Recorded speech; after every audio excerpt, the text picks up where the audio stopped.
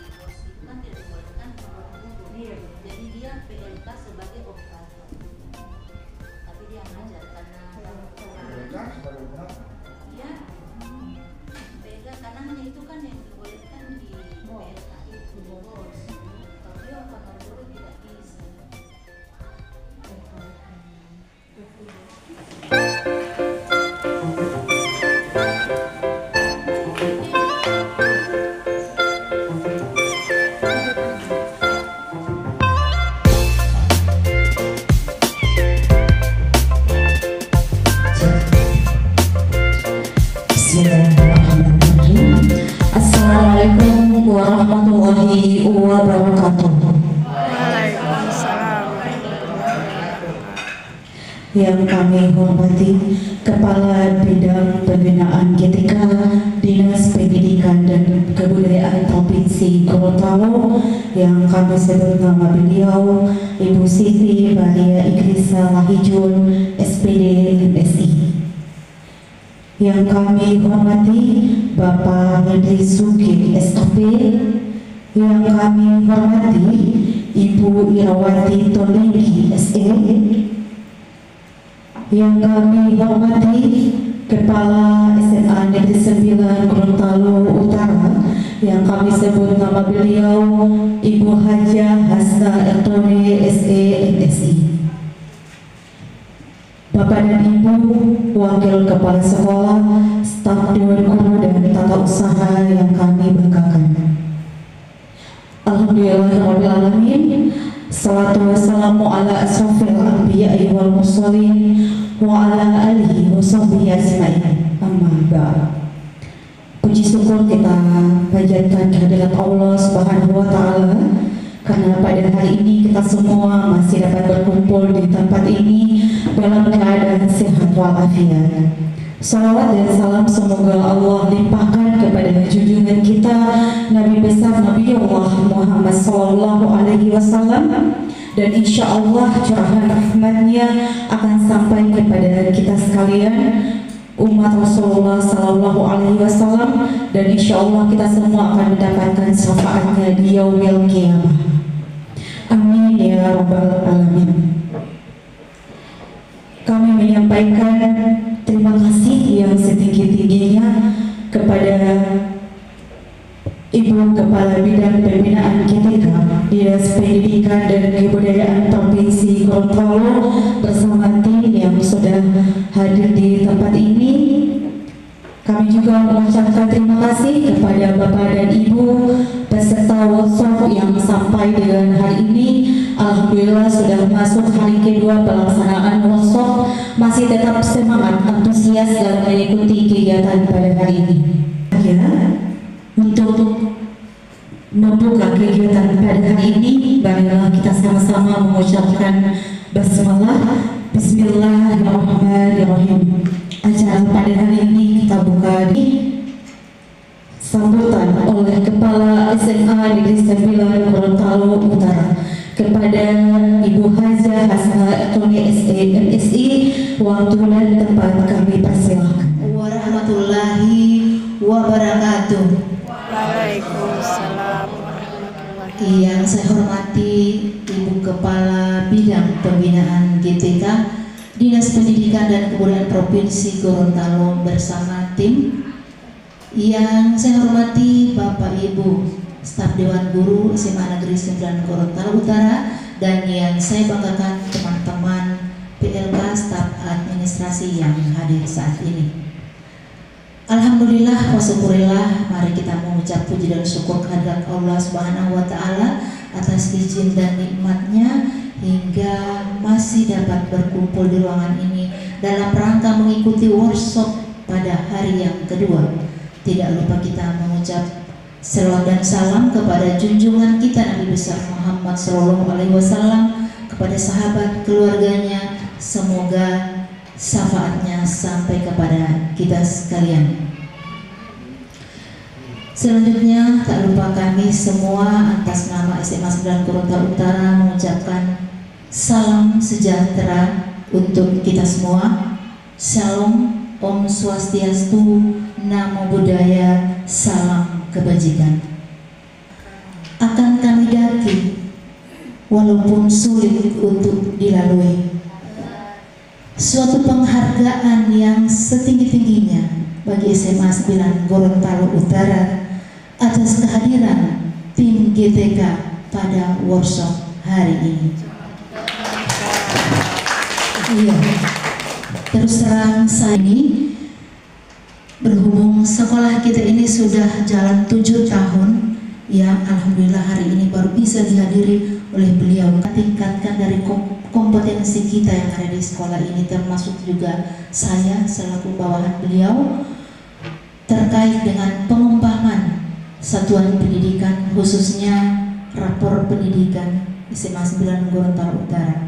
Tadi sudah saya bisik-bisik dengan beliau bersama tim, di mana SMA 9 Gorontalo Utara ini sedang dalam pantauan kementerian, dan secara berkala kami mengikuti percepatan implementasi kurikulum merdeka yang dibimbing oleh bidang SMA. Karena sudah pertemuan yang ketiga kemarin kami mengikuti di Aula Dinas Dikbud dalam hal percepatan IKM, dan di situ juga kami dipacu untuk melaksanakan rencana tindak lanjut di tingkat satuan pendidikan, dan alhamdulillah itu sudah terlaksana selama kegiatan kompel yang dilaksanakan setiap pekan. Dan insya Allah hari ini kami sangat berharap untuk bisa mendapatkan penguatan dari Ibu bersama tim GTK dalam hal kapasitas kami sebagai ASN GTK di lingkungan Provinsi Gorontalo. Selanjutnya kami juga mengucapkan terima kasih kepada tim yang sudah hadir bersama Ibu, yang alhamdulillah juga barangkali baru kali ini berkunjung di SMA 9, meskipun sempat menghadiri pertemuan-pertemuan yang di wilayah Barat Gorontalo Utara di Iya, di Biau bahkan mungkin ke lewat dari Biau, namun kita yang di Sumatera masih baru hari ini mendapatkan kesempatan kunjungan beliau.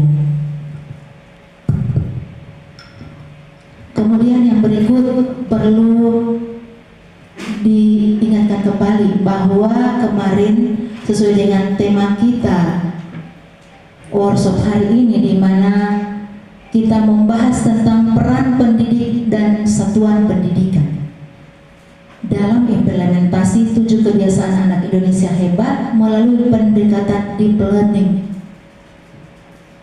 serta penguatan kapasitas GTK. Nah, untuk kemarin 7 kebiasaan anak hebat Indonesia kami sudah bahas bersama Ibu, meskipun baru tahap pengenalan terkait dengan 7 kebiasaan ini.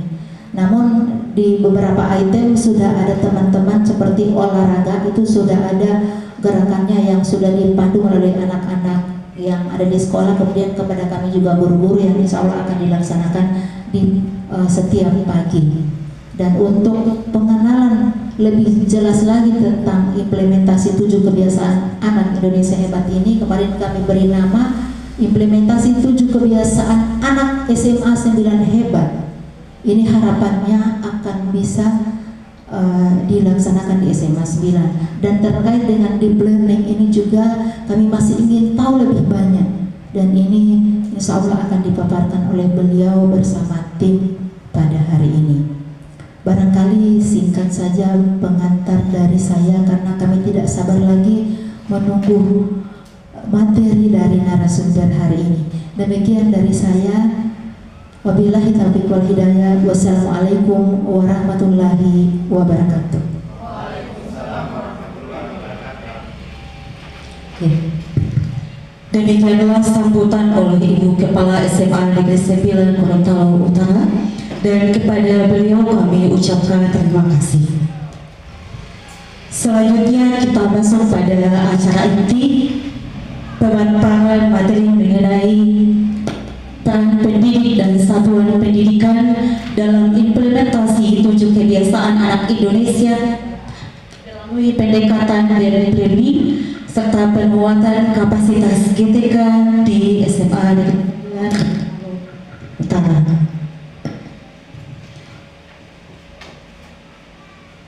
Untuk itu, mengawali kegiatan pada hari ini, kami serahkan kepada moderator pada materi pada hari ini oleh Bapak Haris Ribunelo SPD. Kepada Bapak, waktu dan tempat kami persilakan. Warahmatullahi wabarakatuh. Waalaikumsalam warahmatullahi wabarakatuh. Alhamdulillah, puji syukur kita panjatkan kehadirat Allah Subhanahu wa Ta'ala, Tuhan semesta alam, di mana pagi yang cerah ini kita bisa dipertemukan kembali dalam keadaan sehat walafiat, tak satu pun nikmat yang kurang yang diberikan kepada kita.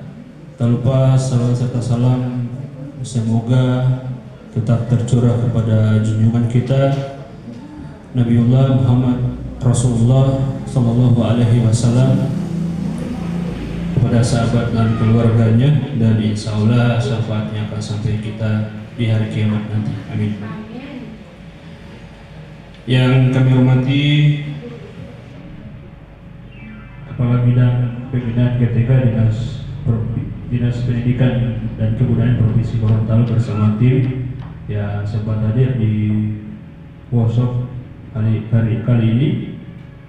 Ya, kami hormati Kepala SMA Negeri 9 Gorontalo Utara dan rekan-rekan, teman-teman guru dan tata usaha yang sempat mengikuti kegiatan workshop pada hari ini. Baik, saya selaku moderator pada materi hari ini, yaitu peran pendidik dan satuan pendidikan dalam implementasi 7 kebiasaan anak Indonesia hebat melalui pendekatan deep learning tahun 2025 yang sementara akan disampaikan oleh narasumber. Jadi sebelum beliau menyampaikan materi, tentunya saya berharap kepada kita sekalian untuk bisa memfokuskan atau sama-sama kita menyimak apa yang akan disampaikan oleh narasumber. Untuk itu kepada beliau narasumber Ibu Siti Maria Ingrisa Lejidun, SPD MSI, selaku Kepala Bidang Pembinaan GTK Dinas Pendidikan dan Kebudayaan Provinsi Gorontalo, waktu dan tempatnya dipersilakan.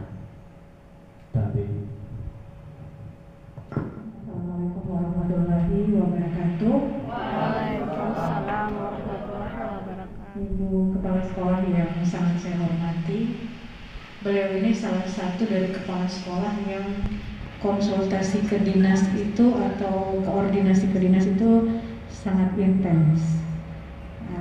Dan ini yang penting supaya tidak putus informasinya. Dan beliau mau siang mau malam kalau ada apa-apa, beliau koordinasinya sangat intens dengan kami. Alhamdulillah, terima kasih juga Bapak Ibu Wakil Kepala Sekolah dan teman-teman guru, baik pegawai negeri sipil, P3K maupun PTT atau BTT yang ada di sekolah ini. Alhamdulillah kita bisa berkumpul di tempat ini. Mohon izin saya didampingi oleh dua anggota tim saya, Hendrik dan Ibu Ira. Tadinya saya diundang, tapi kemudian saya merasa kalau jauh-jauh datang ke sini itu harus lengkap penjelasannya sampai tuntas. Bahkan kami menyediakan kalau perlu materi 2 hari. Ini kita sudah siapkan materi untuk 2 hari, tapi kalau bisa dipadatkan hari ini sampai dengan siang tidak masalah.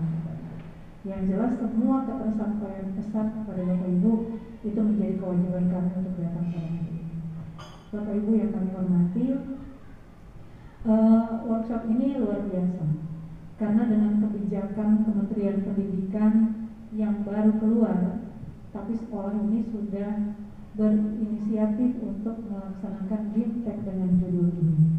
Dan ini langkah yang maju, langkah luar biasa dan gerak cepat dari SMA 90. Bapak Ibu yang saya hormati, judul Gimteknya peran pendidik dan satuan pendidikan dalam implementasi 7 kebiasaan anak Indonesia hebat melalui pendekatan deep learning serta penguatan kapasitas DTK di SMA 90 Utara. Judulnya tepat. Kenapa saya sampaikan tepat? Itu karena guru menjadi basis, menjadi pemantik, penggerak seluruh aktivitas yang ada dalam 7 kebiasaan ini. Ya. Memang di sini ada pembagian peran, ada orang tua, pokoknya ada beberapa peran yang dibagi. Mungkin Bapak Ibu sudah duluan baca buku panduannya. Tetapi semua peran itu tidak akan berfungsi dengan baik apabila ini tidak jalan. Ibarat tubuh manusia, guru-guru itu dia menjadi bagian otak. Dia otak. Jadi guru itu menjadi otak seperti otak dalam tubuh manusia. Otaklah yang kemudian mendesain, melihat mau jalan kemana, memikirkan semua itu otak yang olah dulu. Baru kemudian tangan bergerak, kaki bergerak, mata melihat, telinga mendengar, itu perintah otak semua. Maka posisi guru dalam hal ini menjadi sangat urgent dan menjadi pemantik untuk segala urusan, termasuk urusan untuk melaksanakan 7 kebiasaan. Nah, Bapak Ibu yang saya hormati, kalau kehendaknya Ibu Kepala Sekolah, beliau berharap memang penguatan kapasitas itu dibutuhkan. Dan ini di semua sekolah yang alhamdulillah telah meminta kami untuk datang, itu meminta memang penguatan kapasitas itu clear dulu. Karena kalau penguatan kapasitas guru belum clear, semua hal terkait dengan pelayanan terhadap siswa itu tidak akan berjalan dengan maksimal. Sementara Bapak Ibu jangan lupa, guru ada di sekolah itu bukan untuk memenuhi kebutuhan mengajar guru, tapi tujuan utama guru berada di sekolah adalah untuk memenuhi kebutuhan belajar siswa. Itu yang paling penting. Jangan lupa bahwa kalau tidak ada siswa, tidak ada orang di sini. Seluruh aktivitas kita, baik orang dinas pendidikan ataupun guru, itu muaranya adalah memenuhi kebutuhan belajar siswa. Jadi itu clear. Urusan guru kemudian adalah bagaimana memenuhi seluruh kebutuhan mengajarnya dalam rangka memenuhi kebutuhan belajar siswa. Ada di beberapa tempat saya melihat masih agak terbalik. Pokoknya kita pejam harus cukup. Pokoknya terserah mana-mana jenis siswa keadaan bagaimana, yang penting kita pejam cukup, kita pejam mengajar cukup, beban kerja kita terpenuhi. Yang penting kita hadir. Itu berarti dia masih ada pada level memenuhi kebutuhan mengajar guru, belum pada level memenuhi kebutuhan belajar siswa. Sehingga ini prinsip pertama yang harus dipegang oleh seorang guru. Maka hari ini saya mohon izin ke Ibu Kep tadi, Bapak Ibu yang saya hormati dan saya banggakan. Tadi saya dengar kabar di sini yang paling banyak guru-gurunya bukan orang di sini, bukan orang sini, orang dari jauh semua. Tapi ada yang sudah menetap di sini barangkali ya, ada juga yang sudah kontrak atau kos di sini. Dan itu bagi saya adalah gambaran betapa Bapak Ibu sangat bertanggung jawab dalam pelaksanaan tugas. Itu luar biasa. Orang lain masih mau paksa mau pulang pergi, tapi Bapak Ibu lebih memilih berada di sini untuk dekat dengan tempat tugas. Dan bagi saya masalah tanggung jawab berarti terlihat di sini Bapak Ibu adalah orang-orang yang bertanggung jawab, insya Allah. Bapak Ibu, mengenai kedatangan kami pada hari ini atas undangan Ibu Kepsek dan Bapak Ibu, kami akan mencoba membagi dua sesi besar ya pada hari ini. Yang pertama bahwa kita harus menyelesaikan dulu pemahaman kita terkait kapasitas kita sebagai guru aparatur sipil negara daerah. Siapa-siapa yang disebut ASN itu? Ada pegawai negeri sipil, ada P3K, itu ya, jangan lupa, jangan bukan cuma PNS yang dianggap ASN ini. Jadi ada beberapa komponen di dalamnya. Nah, termasuk juga di sini PPTT yang sedang ngurus ujian atau PPT-GTT yang sedang ada pada database kepegawaian. Ada ya. Ya, ini on the way juga. Jadi insya Allah, pokoknya kasih banyak doa dan belajar. Insya Allah. Ada berapa yang sedang ikut proses itu? 3 orang, insya Allah Bapak Ibu ya. Dan padahal kamu lulus semua ini. Bapak Ibu yang saya hormati, yang belum berkesempatan, insya Allah rezeki itu tidak akan salah alamat, pasti dia menuju ke sana. Bapak Ibu, sesi pertama kita harus menyelesaikan dulu pemahaman kita tentang kapasitas kita sebagai aparatur sipil negara daerah. Karena kalau itu tidak selesai, maka tanggung jawab kita sebagai aparatur yang dibayar oleh negara itu tidak akan pernah kita pahami. Bapak Ibu ada di sini ini tidak gratis buat negara, tapi ada sejumlah uang negara yang keluar dengan keberadaan kita di sini. Maka itu kita harus selesaikan dulu. Kemudian yang berikut kita akan bicara bagaimana juga peningkatan pembinaan disiplin di sekolah, bagaimana penanganan pelanggaran disiplin kalau itu terjadi di sekolah, seperti apa saja pelanggaran disiplin yang terjadi di sekolah biasanya, apa penyebabnya, bagaimana peluang-peluang untuk bisa menyelesaikan sesuai dengan ketentuan yang berlaku. Kemudian yang berikut PIKI di Sumatera Timur dari kota, tapi dia tidak pernah baca kemana arah ini. Tidak mau sampai di Sumatera, dia mau sampai di Pinopo atau mengajar guru dan jam kerja guru. Itu belum tahu yang mana ini. Akhirnya mau dapat dengar cerita sana sini masih terbawa arus juga. Nah, itulah insya Allah kami juga mengakui bahwa ini pertama kali saya di bidang PTK, ini tahun keempat saya di bidang PTK. Yang pernah mengundang kami itu yang di bagian sana yang lebih jauh dari sini. Dan andaikan saya tahu kalau belok kiri ke sini ada sekolah ini, pasti saya singgah di sini. Cuma waktu itu tadi saja saya lewat 20 km ke sana, karena saya nggak tahu lokasi sekolah ini. Tadi saya menyampaikan ke Pak Hendrik.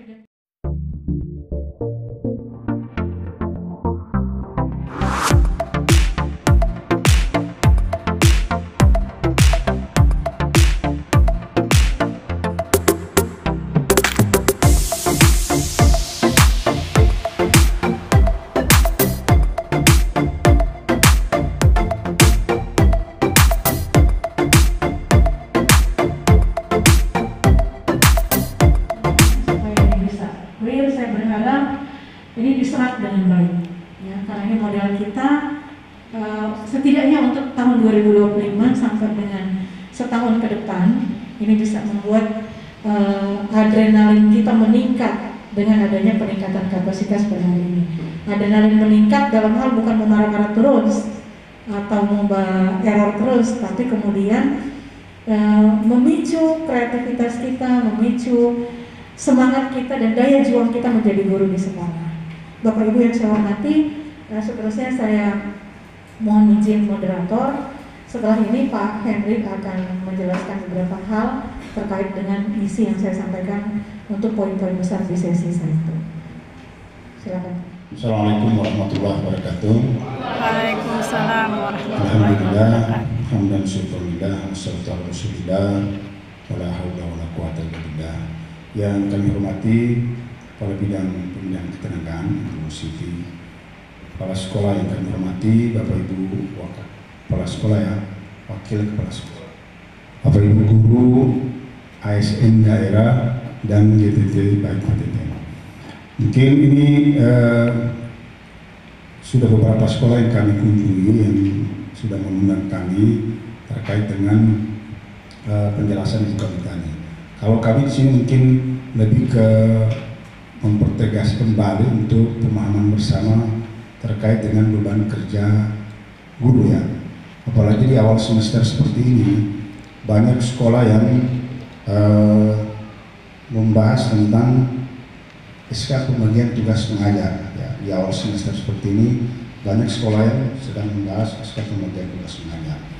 Sebelum dibahas SK pembagian tugas mengajar, saya harus kita pahami dulu bersama apa saja sih beban kerja guru ini. Beban kerja guru, kepala sekolah baik pengawas sekolah. Ini ada di tampilan kami terkait dengan beban kerja guru ya.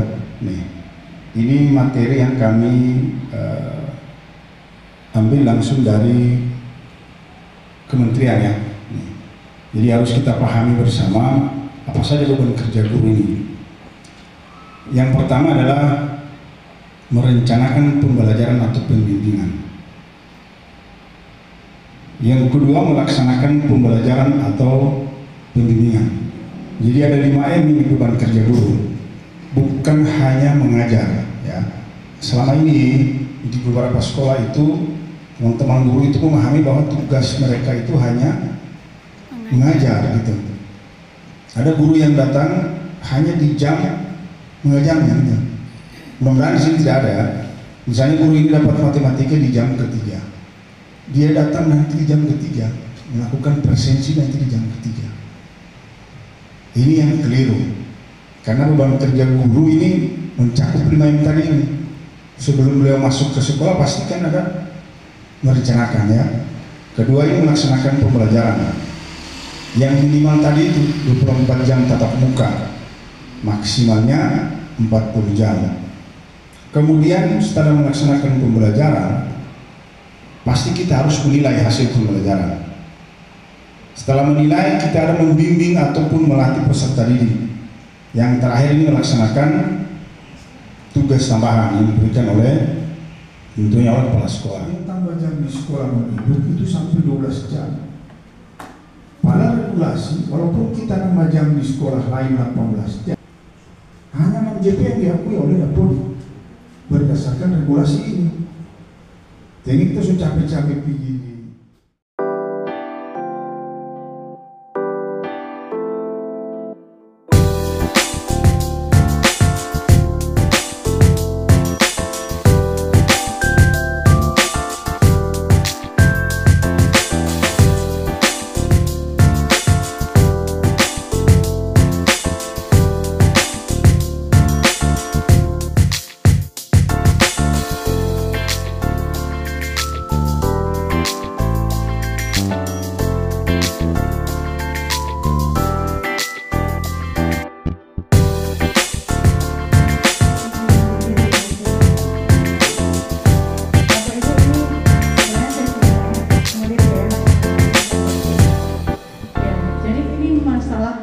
Disiplin aparatur sipil negara.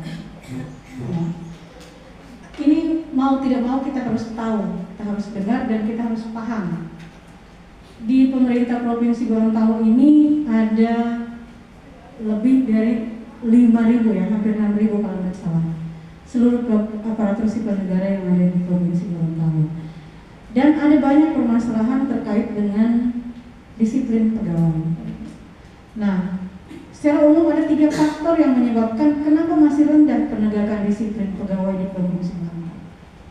Yang pertama, atasan yang kurang peduli, apatis. Kenapa dianggap atasan ini kurang peduli? Pertama, dia tidak menganggap bahwa kedisiplinan ini penting. Tapi saya yakin di sini kalau Ibu Cap baru melihat dari jauh, saya lihat Ibu Cap ini pasti menganggap ini penting. Karena Ibu Cap pasti, ya apalagi Ibu Cap, saya kalau perempuan jadi kepala sekolah, dia mau bikin rumah pada rumah itu. Pokoknya kan berhenti di mulu kalau tidak badannya. Itu adalah keunggulan kepala sekolah perempuan. Itu kerennya kepala sekolah perempuan. Nah, secara umum ini ada 3 faktor. Salah satunya, atasan itu menganggap biar juga kalau ada guru yang tidak hadir 1 hari, 2 hari, atau jaga terlambat hari-hari, tidak apa-apa. Nah, ini salah satu pemicu kenapa pelanggaran disiplin itu sering terjadi di satuan pendidikan. Maka yang harusnya berjalan di sekolah itu, kepala sekolah dia harus peduli dengan seluruh kondisi kedisiplinan pegawainya, aparatur sipil negara. Apakah dia pegawai negeri sipil, apakah dia P3K, apakah dia GTT, PTT, atau yang lainnya, itu harus penuh kepeduliannya.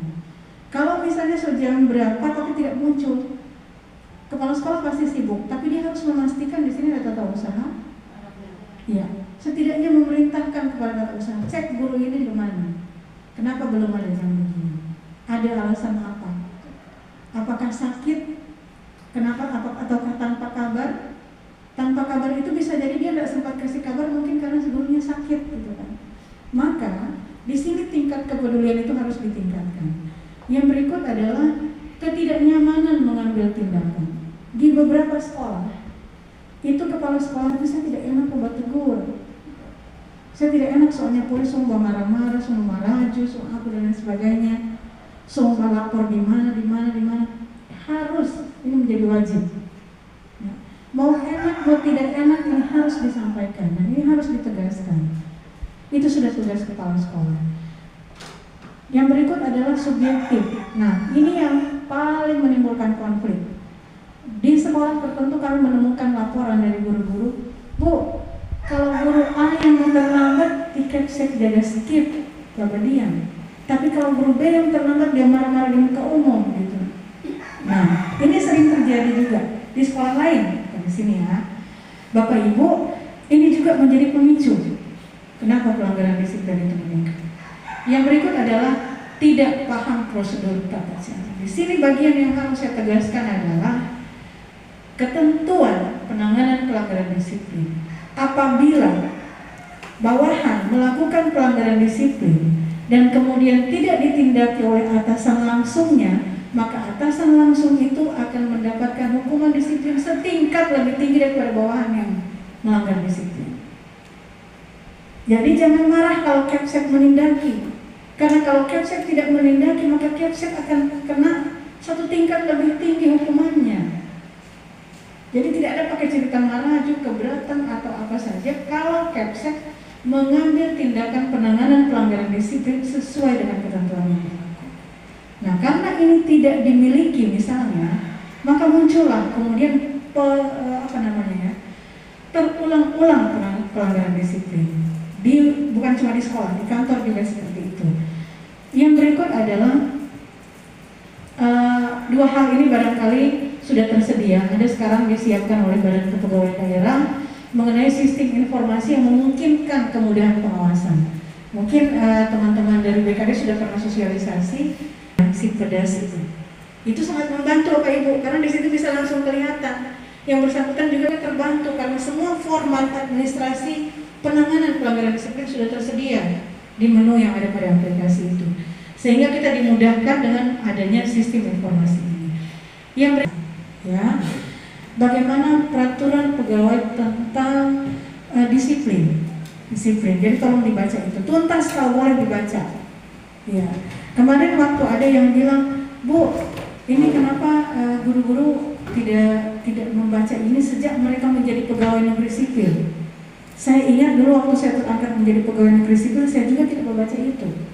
Maka berkenan kiranya kali ini tolong baca meskipun sudah terlambat. Yang penting masih ada masa kerja yang tersisa, baca saja itu supaya Bapak Ibu bisa memahami ini. Apalagi terkait dengan penanganan pelanggaran disiplin. Next, Pak Yandri. Next lagi. Ya, apa saja sih yang disebut pelanggaran disiplin Bapak Ibu? Apakah cuma terlambat? Tidak Bapak Ibu ya, bukan cuma karena tidak masuk sekolah atau terlambat.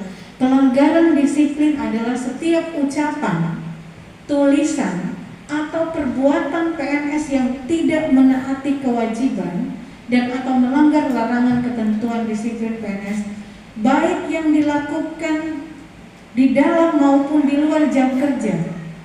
Di saat kita ada di dalam jam kerja, kita bilang bahwa kita dalam pelaksanaan tugas. Tapi ketika kita keluar, keberadaan kita sebagai pegawai negeri sipil atau aparatur sipil negara tidak keluar, tetap melekat dalam diri kita. Itu kenapa diatur bahwa mau saat jam kerja atau bukan jam kerja, itu akan termasuk pada pelanggaran disiplin di area ini. Ucapan, tulisan, perbuatan yang tidak menaati kewajiban atau melanggar. Jadi ini ya pemahamannya, kita harus sama di sini. Next, Pak Henry. Yang berikut adalah mengenai prosedur. Prosedurnya silakan, saya tidak akan membahas lagi ke dalam, tapi ada di PP, mundur lagi Pak. PP Disiplin PNS ya, ada Peraturan Pemerintah 94/2021. Nanti kami tinggalkan ini. Mohon bantuan Ibu Kepsek share filenya ke Bapak Ibu ya, supaya nanti dibaca-baca. Nah, di sini setiap kata-kata yang diucapkan di hadapan atau dapat didengar oleh orang lain, seperti dalam rapat, ceramah, diskusi, telepon, radio, TV, rekaman, atau alat komunikasi lainnya. Kalau ada yang melanggar yang tidak sesuai dengan ketentuan, ini kena pelanggaran disiplin.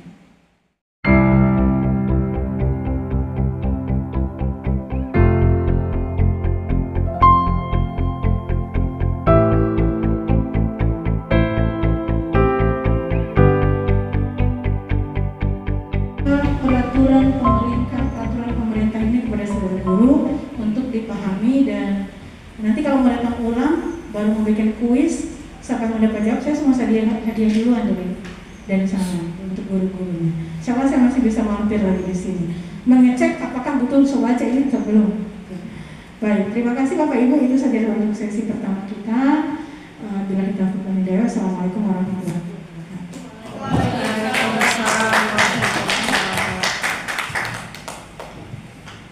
Baik, terima kasih Bu Kabit atas penyampaian materinya. Bisa mungkin langsung ke sesi pertanyaan. Teman-teman sekalian peserta workshop yang ingin memberikan pertanyaan perihal materi yang disampaikan oleh Pak Henry dan Ibu Kabit. Yang pertama sini ada bagaimana kerja guru, yang kedua ini adalah penegakan kedisiplinan GTK beserta PP Guru. Ya, jadi terkait dengan materi hari ini. Kalau ada yang bertanya, dipersilakan teman-teman. Itu dulu. Assalamualaikum warahmatullahi wabarakatuh. Waalaikumsalam warahmatullahi wabarakatuh. Sebelumnya saya akan memperkenalkan diri dulu. Nama saya Pakaya, asal dari Pohuwato, Marisa. Ya, sebelumnya saya ucapkan terima kasih kepada Ibu atas materi tadi. Menurut saya itu sangat bagus ya Bu, dan saya juga bisa terima dengan baik dan memperoleh ilmu juga dengan baik.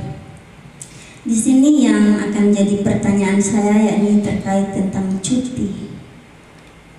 Kadangkala setiap pengurusan cuti itu saya rasa rupa mati. Apalagi dengan kondisi saya, maaf Bu, kalau saya sekarang ini sementara dalam keadaan kurang sehat. Di sini untuk cuti, pertanyaannya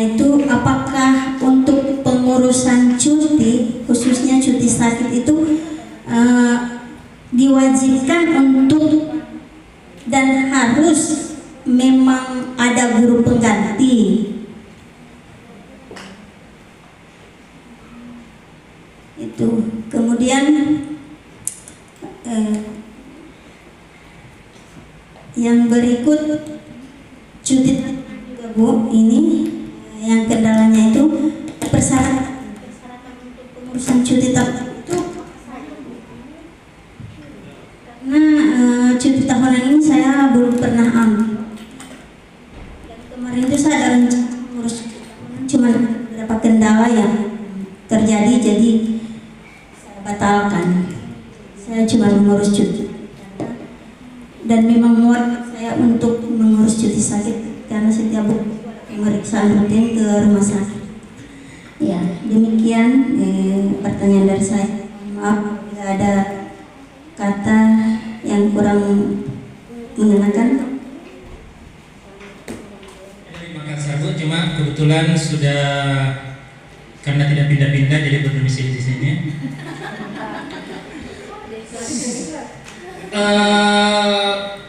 Dengan berjalannya waktu Ibu,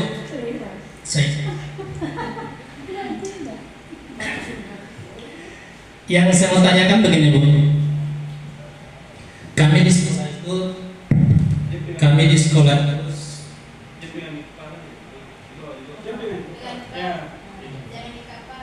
ya. Yang jadi kendala kami di sekolah itu Bu, terutama yang saya rasakan selama 9 tahun terakhir ini adalah bendahara. Jadi bendahara ini memang sangat menguras waktu, tenaga, pikiran, dan bahkan uang dan apapun. Jadi kalau boleh Bu, yang kami tanyakan di sini, sekarang kan ada pengangkatan P3K untuk tata usaha. Nah, kenapa ini saya angkat? Karena selama saya jadi bendahara itu mulai dari pengawas sekolah sampai ke BPK itu periksa.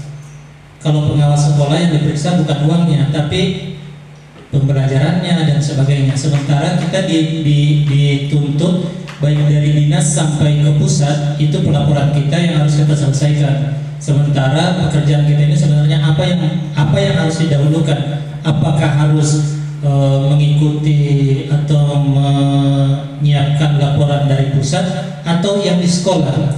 Ini yang jadi problem kita di sekolah ini. Karena terus terang kemarin-kemarin full jam mengajar di sekolah, sementara bendahara yang sudah saya pegang mulai dari prodira sampai DAK bos, yang jelas semua bendahara yang ada di sekolah pernah saya pegang. Nah itu yang jadi persoalan Ibu. Tidak tahu yang mana yang harus kami korbankan, apakah uang yang dikorbankan atau peserta didik. Jadi kalau boleh nanti untuk berikutnya, apakah boleh, karena sudah mulai bermunculan kata usaha yang tidak ada di sekolah. Sekarang sudah insya Allah mudah-mudahan tahun 2026 sudah ada. Kalau boleh itu yang dijadikan bendahara sebagaimana mestinya, karena guru ini sebenarnya bukan untuk mengelola keuangan. Demikian Ibu, saya tidak tahu apakah ini pertanyaan atau masukan. Yang jelasnya ya itulah undang-undang kami. Terima kasih. Assalamualaikum warahmatullahi wabarakatuh. Makassar, yang saya ingin tanyakan mengenai pembagian jam mengajar, di mana kami di sini ada 2 orang background bahasa Inggris, saya sendiri P3K dan satunya lagi GTT yang sudah sertifikasi. Tapi insya Allah mudah-mudahan tahun ini juga lulus sebagai P3K. Jadi pembagian jam saat ini saya mengampu 12 jam, terus dialihkan 12 jam di kepala perpustakaan. Kemudian saudari kita Ibu Eka itu jamnya 24 jam bahasa Inggris, di mana dia mengampu kelas 10 dan bahasa Inggris lanjutan di kelas 11. Jadi totalnya 24 jam ya. Saya kira itu bagaimana, apakah memang begitu pembagian jamnya, apakah bisa? Terima kasih. Karena dalam Permendiknas nanti sebentar 24/2008 ya. Mungkin waktu itu Pak Hendrik belum lahir untuk Permendiknas keluar. Tapi dia tahu ya Permendiknas.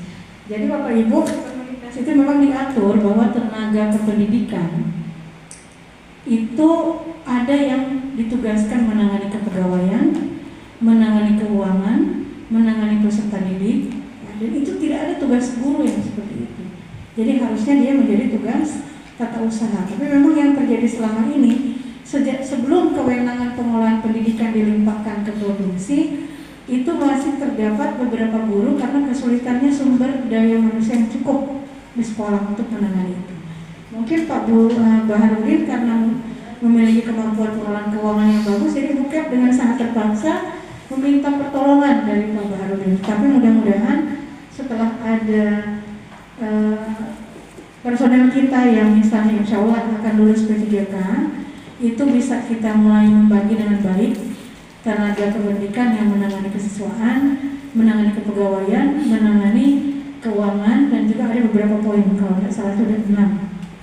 Bapak Ibu, demikian juga yang menangani perpustakaan, misalnya di sini sudah ada perpustakaan, Bu. Iya, yang menangani perpustakaan. Jadi selain kepala perpustakaan, ada juga satu tenaga administrasi sekolah yang harus mendampingi kepala perpustakaan itu. Nah, jadi kalau ada kepalanya, ada kepala perpustakaan dan dia dihitung dalam jam tambahan, maka yang namanya kepala perpustakaan itu dia disebut kepala karena ada di bawahnya ada tenaga administrasi itu. Tidak mungkin mau dia sendiri mau bilang kepala, kepalanya siapa gitu. Jadi harusnya di situ ada struktur, ada kepalanya dan ada tenaga administrasi di bawahnya yang membantu kepala perpustakaan. Maka kita mulai akan berbenah insya Allah setelah ada, mudah-mudahan nanti teman-teman yang ikut seleksi pendaftaran P3K ini lulus seleksi semuanya dengan baik dan mulai kita akan benahi ini. Karena kami juga kemarin mohon izin tanya lokasi kurikulumnya. Iya, kemarin waktu di Fox apakah sudah menyelesaikan data formasi? Udah ya, udah selesai data formasi untuk DC. Ya, jadi itu kenapa kita minta untuk melakukan penginputan tentang data guru dan tenaga kependidikan ya. Nanti kemudian ada kan kita hitung sama-sama ke tenaga kependidikan. Itu karena kita ingin mengetahui apa saja tenaga kependidikan yang dibutuhkan di sekolah ini, apa saja mata pelajaran yang dibutuhkan di sekolah ini, kondisi existing di sekolah itu, mata pelajaran mana yang kelebihan gurunya, supaya sesegera mungkin kita bisa mencari bagi guru itu bisa kita tempatkan di sekolah yang dia memiliki jam yang cukup di situ. Sekarang kan kemarin 2024 itu ada piloting untuk yang dilakukan oleh kementerian meluluskan peserta PPG sebanyak mungkin gitu. Akhirnya yang sekarang terjadi guru-guru itu ketika dia kejar 24 jam semua, maka banyak yang tidak lagi dapat jam yang cukup di sekolahnya. Maka mau tidak mau, kalau dulu takut memutasi, sekarang sudah minta mutasi. Baru 3 hari kerja di Dinas Pendidikan, so ada hampir 20 surat permohonan supaya bisa dipindahkan. Saya bilang bagus juga ini PPG ini. Nah, sekarang misalnya, Bapak Ibu di sini kelebihan jam bahasa Inggris misalnya. Tapi yang terbuka hanya di Taludaan, ini cuma pertanyaan ya.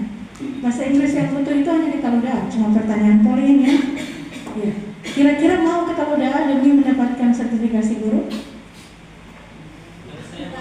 Kalau Bapak mau ya, ya. Ini cuma pertanyaan ya. Ini cuma pertanyaan. Tetapi saya selalu berprinsip bahwa di dalam memindahkan guru setidaknya mempertimbangkan jaraknya dari tempat tinggal. Tetap itu akan diperhatikan. Nah, jadi kecuali memang sudah tidak ada tempat lain, misalnya ada sekolah dekat rumah Bapak Ibu, tetapi ternyata tidak ada jam bahasa Inggris di situ. Kan mau tidak mau dia harus pilih sekolah yang ada jam. Nah, jadi seperti itu yang akan terjadi. Kecuali misalnya terjadi begini, di sekolah yang dekat rumah Bapak Ibu ada orang Taludaan yang kerja di situ. maka tahudannya digeser ke sana, baru kemudian Bapak Ibu yang mengisi yang di situ. Itu skema yang bagus kalau begitu. Kalau tidak ketemu dengan yang bukan orang tahudan seperti itu. Nah, seperti itu skemanya.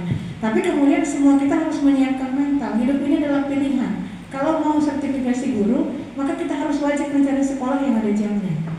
Karena di situ dituntut untuk memenuhi jam mengajar dan keseluruhan total beban kerja guru. Nah, tadi mungkin Pak Hendrik sudah menjelaskannya mengenai matriks beban kerja. Bapak Ibu, itu insya Allah ya harapan kita sama supaya guru tidak direpotkan dengan urusan lain dan dia lebih profesional dalam melaksanakan tugas dan tanggung. Yang berikut adalah ini dua pertanyaan ini kayaknya bagiannya Pak Hendrik. Jadi pertanyaannya Ibu Welis mengenai cuti, nanti mohon bantuan ditayangkan ketentuan cutinya. Mengenai cuti itu, Ibu mudah-mudahan Ibu Welis sembuh ya, segera pulih seperti sedia kala. Ibu Welis kalau tidak bilang sakit, saya tidak tahu Ibu Welis sakit karena dari tadi saya perhatikan semua audiens saya, Ibu Welis bersemangat yang paling terlihat tinggi. Berarti Ibu Welis termasuk guru yang mampu menyembunyikan segala kesulitan yang ada pada diri. Tepuk tangan dulu lagi ya. Kalau Ibu Welis tidak bilang sakit dan saya tidak melirik bahwa ada alat penyangga di samping, saya tidak tahu beliau sakit. Ya, terima kasih. Guru-guru seperti ini yang dirindukan di negara ini. Bapak Ibu, nanti saya mohon izin mungkin melalui moderator dipersilakan Pak Hendrik menjawab dulu pertanyaan. Baik, terima kasih Bu Kabit atas jawaban yang sudah diberikan kepada pertanyaan tambahan. Selanjutnya cuti Pak Hendrik. Pertama, apakah untuk persyaratan cuti sakit itu harus ada guru pengganti? Yang kedua, persyaratan tahunan itu apa saja? Karena kita di aplikasi SIM ASN itu ada dimintai persyaratan perihal cuti, perihal pengurusan cuti. Begitu Pak. Kedua Pak. Ya baik. Jadi saya tampilkan ya untuk pengajuan cuti bagi guru P3K. Ya, agak sedikit berbeda dengan yang PNS kemarin ya. Jadi untuk P3K ini kita harus memastikan bahwa kita ini sudah bertugas paling lama 1 tahun ya. Nah, cuti tahunan. P3K yang telah bekerja paling sedikit 1 tahun secara terus-menerus berhak atas cuti tahunan. Di Ibu P3K boleh setahun? Oh mantap. Berarti boleh mengajukan? Bukan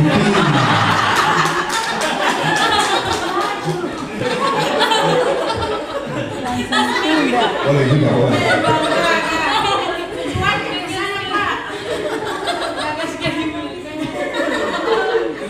Di UNS ini rumahnya di mana? Marisa.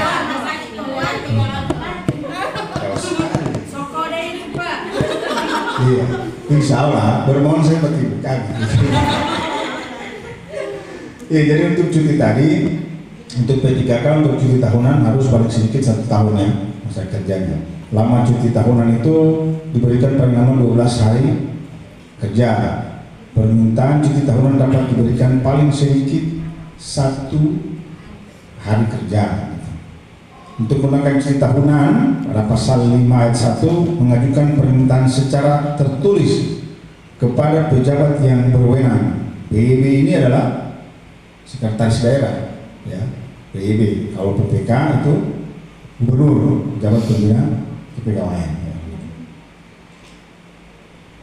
Nanti di SIM ASN ini kalau didelegasikan oleh PBB ke kepala dinas maka bermohon ke kepala dinas. Tapi tentunya dengan syarat-syarat yang tadi saya sebutkan harus 1 tahun dulu gitu.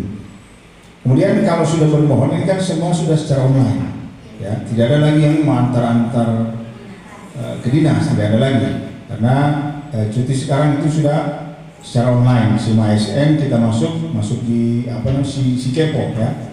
Nanti si Kepo kalau sudah terbit surat cutinya, biasanya guru kalau sudah terbit cuti langsung dia download, pegang simpan, tidak dikasih ke operator Sirensija, sehingga di Sirensija tidak terbaca kalau cuti, terbaca dia tanpa keterangan kalau di Sikepos sudah ada hasil cuti, itu langsung di download, kasih ke operator Siransija sehingga cutinya bisa terbaca di Siransija gitu. Jadi itu syarat-syarat untuk cuti tahunan ya, harus 1 tahun dulu gitu. Yang namanya bermohon itu ada yang diterima, ada yang tidak ya. Yang namanya bermohon seperti itu, ada yang diterima, ada yang tidak. Tentunya kalau tidak diterima pasti ada pertimbangan atasan langsung gitu.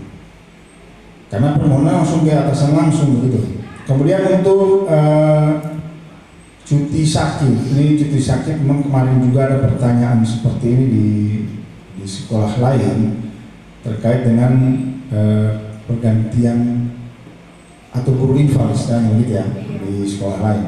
Memang secara real di lapangan kalau kita mengajukan cuti sakit, apalagi cuti sakitnya lebih dari 1 bulan, 2 bulan, bahkan hampir 1 semester, itu 1 semester cuti sakit itu masih diberikan TPG-nya, masih bisa dibayarkan berdasarkan juknis.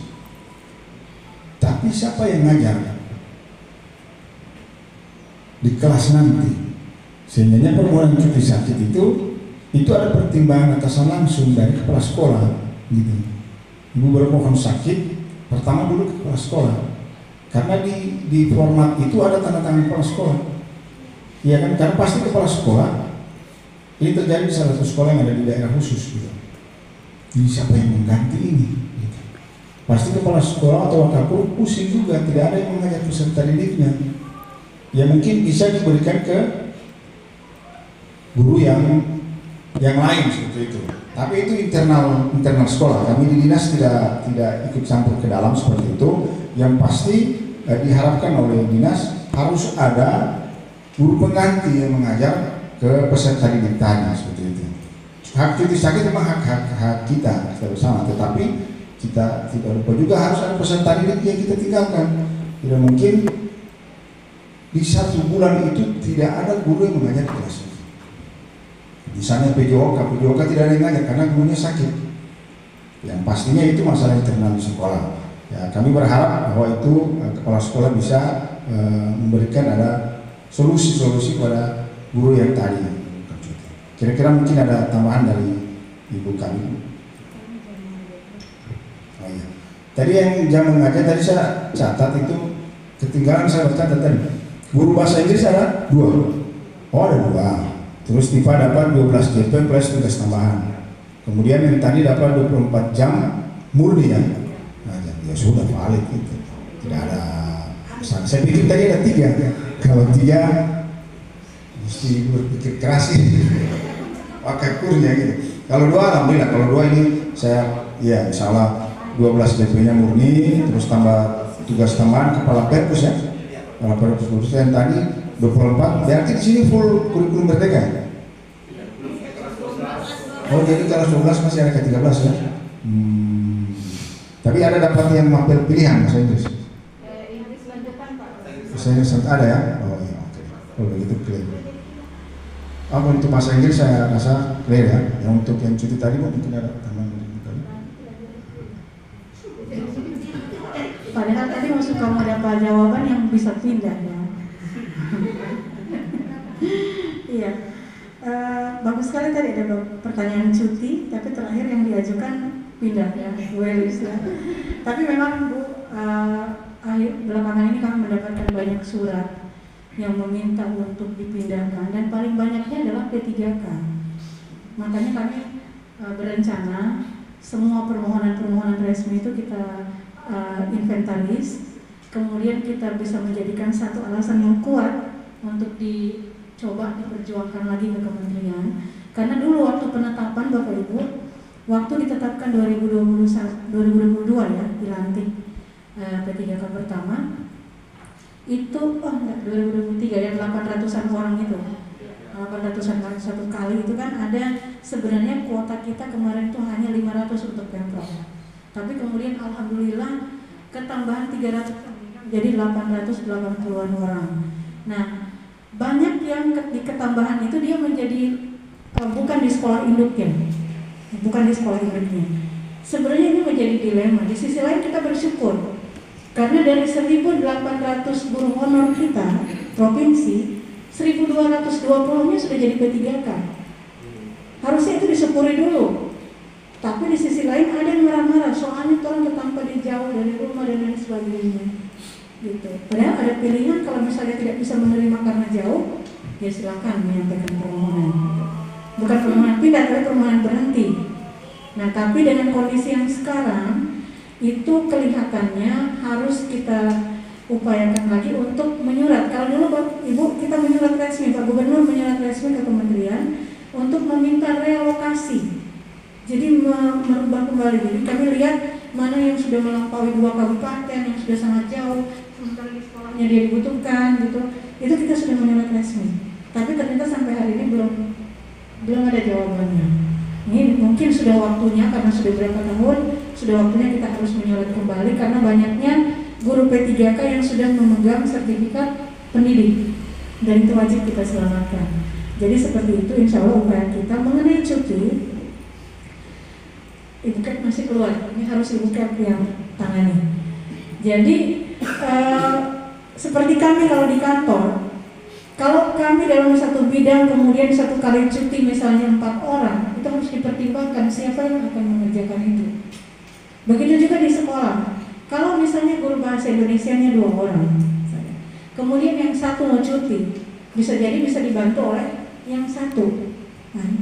Nah, masalahnya misalnya kalau guru PJOK-nya hanya 1, maka dimungkinkan bagi kepala sekolah untuk memastikan meskipun guru itu cuti, berjalan pelayanan terhadap peserta didik. Berjalan pelayanan untuk peserta didik. Jadi bukan mohon izin untuk yang cuti, target kita cuma 1. Cuti itu adalah hak. Ya, cuti itu adalah hak. Cuti tahunan yang adalah cuti yang direncanakan, atau cuti sakit bukan bagian dari cuti yang direncanakan tapi harus cuti karena sakit. Nah, di saat seperti ini yang harus kita pastikan, yang mungkin Ibu Kep mohon berkenan memastikan, jam di kelas itu tidak kosong. Maka optimalkanlah guru-guru lainnya untuk membantu keterlaksanaan pembelajaran di situ. Apalagi kalau cuti sakit itu nggak usah kasih pusing lagi guru itu untuk mencari guru infal. So sakit, sementara tambah sakit dia gara-gara waktu pikir siapa yang ada mengajar ini hari, besok siapa gitu kan. Nah itu mungkin mohon berkenan kita pastikan itu bisa diselesaikan di internal sekolah. Yang wajib kita pastikan adalah anak-anak tidak terlantar di saat ada guru yang cuti. Jangan sampai terjadi guru cuti, anak-anak bersorak-sorak karena tidak ada guru yang masuk. Itu mohon untuk dihindari hal-hal seperti itu. Dan mohon berbesar hati kepada guru-guru lainnya. Mungkin itu bagiannya teman kita yang lain yang cuti. Kedepan mungkin kita yang butuh cuti, maka kita juga akan memperoleh bantuan yang sama dari teman-teman guru yang lain untuk menginfal atau mengisi pelayanan terhadap peserta didik. Itu barangkali, insya Allah. Jadi pokoknya Bapak mengerti saja kalau ada teman guru yang sakit, kita pikirkan bersama gimana cara mengatasi supaya peserta didiknya tidak terlantar. Demikian barangkali untuk tambahan atas jawabannya. Sholat itu harus kita upayakan bagaimana sampai umur 7 tahun saja kita harus pukul kalau dia tidak sholat gitu kan. Maka urusan belajar di rumah juga butuh intervensi orang tua, pendisiplinan orang tua ini yang harus dikomunikasikan dengan baik kepada orang tua untuk bisa diterapkan di rumah. Kemudian menerapkan kebiasaan bermasyarakat. Memang Bapak Ibu ini PR-nya bertambah. Mudah-mudahan tetap diberikan kesabaran dan keluasan hati Bapak Ibu. Peran orang tua tidur cepat di pinggir, di sini dekat laut Bapak Ibu. Biasa ada orang tua yang melaut kalau malam. Jadi dia tidak bisa kontrol anaknya apakah sudah tidur atau belum. Dua perempuannya kan di rumah. Jadi silakan komitmen untuk membuat anak-anak cepat tidur. Berarti Bapak Ibu tolong membantu anak-anak itu atau orang tua menyusun jadwal. Itu sudah disusun? Mulai dari bangun pagi sampai tidur pulang? Sudah sempat disusun? Belum? Iya. Jadi di buku kontrol itu insya Allah kan sudah ada. Jadi tinggal komitmen. Sekian Bapak Ibu. Mohon maaf jika kami terlalu banyak memberikan hal-hal yang jangan dianggap ini memberatkan. Saya percaya Bapak Ibu berada di sini karena Allah yakin Bapak Ibu itu, Allah tahu Bapak Ibu itu mampu untuk hal ini. Ya. menjadi guru itu adalah takdir terbaik untuk Bapak Ibu. Dan takdir terbaik itu selalu Allah tahu apa yang akan didapatkan dengan takdir baiknya itu. Iya, Bapak Ibu juga yang lain, tolong mengambil catatan penting. Ibu Welis dengan keterbatasan kesehatannya, semangatnya luar biasa. Kita alhamdulillah dengan tidak menggunakan penyangga seperti Bu Welis, kebahagiaannya harus berlipat-lipat. Saya berguru hari ini kepada Bu Welis, luar biasa.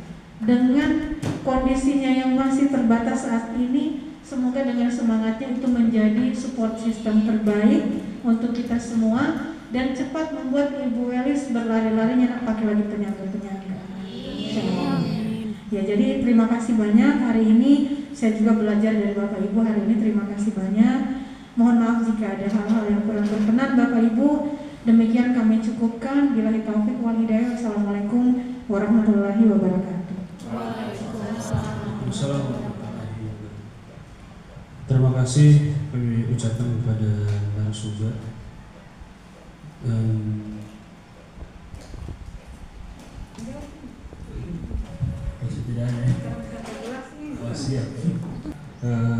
Apa yang menjadi penyampaian Ibu Kabid insya Allah bisa kita serap dengan baik, dan kami mengucapkan terima kasih banyak kepada Ibu Kabid dan tim yang sudah berkunjung di sekolah kami, dan insya Allah motivasi terakhir itu bisa kami tangkap dan realisasikan dalam kehidupan sehari-hari khususnya di sekolah tercinta. Demikian dengan berakhirnya apa yang disampaikan oleh narasumber pada siang hari ini, maka saya selaku moderator pada materi sesi kedua menutup seluruh rangkaian pada hari ini dengan melafazkan hamdalah alhamdulillahirabbil alamin. Assalamualaikum warahmatullahi wabarakatuh.